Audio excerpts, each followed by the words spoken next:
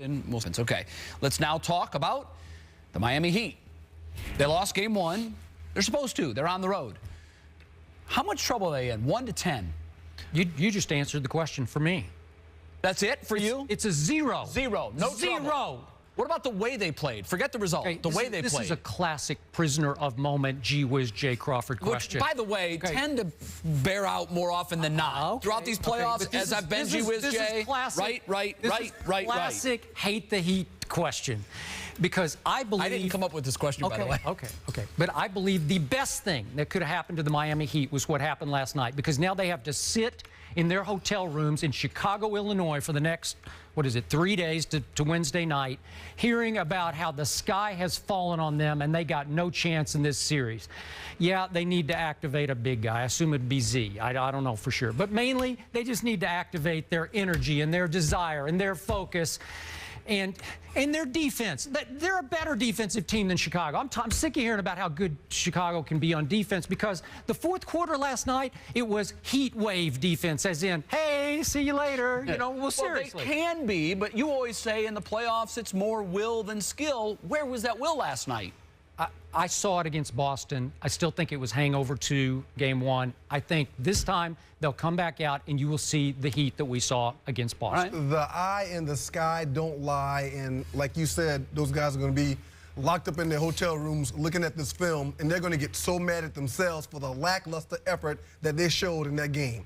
And there's no way that this will continue. I agree with Skip. It's one game. What Chicago did is what they're supposed to do, win at home, okay? A whole different Heat team comes back. I'm sorry. But if they put forth the effort that they've shown us that they have, they still got 2 of the best players, not in the game today, that we've ever seen play basketball on one roster, and it's too much for those guys to handle. That's the first time in the history of First and 10 that Ryan has agreed with my first point. And it burns me up to do so. I have chill bumps on my arms right now. So you guys both... But I agree totally. They go back to Miami 1-1. No problem. This is no problem. On a scale of 1 to 10, the Heat are a 10 right now as far as... Whoa! And the reason is 3 things. Number 1, the matchups. They got nobody that can guard Derrick Rose. The point guard position for the Miami Heat is very bad. There's nobody that can guard it with their bigs, and Joakim Noah and Boozer down the middle, really. I think Boozer and Carl and Bosh pretty much eliminate each other.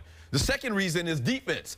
That defense isn't going away, okay? The way Taj Gibson played defense, the way Luol Deng played defense last night, maybe it might have been a bad night for Miami, but they're still going to get that same defensive intensity from the Chicago Bulls. And the last big reason is Thibodeau, the head coach of the Chicago Bulls, has the blueprint how to stop LeBron James when he was in Cleveland, has the blueprint to stop the Boston, to play against the best teams in the Eastern Conference over the last couple of years.